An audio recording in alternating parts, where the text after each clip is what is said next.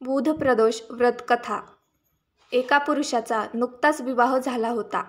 लग्नानंतर 2 दिवसांनी त्याची पत्नी माहेरी गेली. काही दिवसांनी तो माणूस बायकोला घेण्यासाठी तिच्या माहेरी पोहोचला.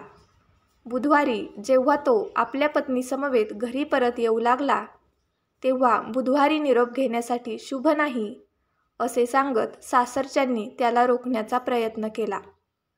पण तो सहमत झाला नाही आणि आपल्या पत्नीसमवेत निघून गेला. शहराबाहेर पोहोचल्यावर त्याच्या पत्नीला तहान लागली. त्या माणसाने एक लोटा घेतला आणि पाण्यासाठी शोधाशोध सुरू केली. वाट बघत त्याची बायको झाडाखाली बसली.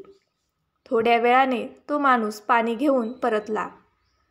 जेव्हा त्याने पाहिले की त्याची बायको एका व्यक्तीशी हसत हसत बोलत होती आणि त्याच्या लोट्यातून पाणी पीत होती, हे पाहून त्याला राग आला.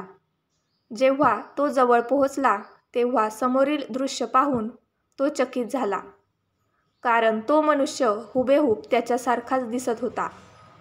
दोघांची भांडणे सुरू झाली. गर्दी जमली होती. सैनिक आले. त्या पुरुषांकडे पाहून पत्नीही गोंधळून गेली होती. लोकांनी त्या बाईला विचारले, तिचा नवरा कोण आहे? मात्र तिने त्यांना ओळखण्यास असमर्थता दर्शवली. मग तिचा नवरा भगवान शंकराला प्रार्थना करू लागला, हे प्रभू, आमचे रक्षण करा.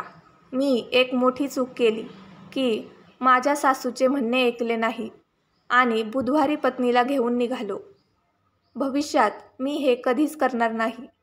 त्याची प्रार्थना पूर्ण होताच दुसरा मनुष्य अदृश्य झाला. यानंतर ते पती पत्नी सुखरूप त्यांच्या घरी पोहोचले. त्या दिवसापासून त्या पती पत्नीने बुध त्रयोदशीला प्रदोष व्रत सुरू केले आणि पुढील आयुष्य आनंदाने व्यतीत केले.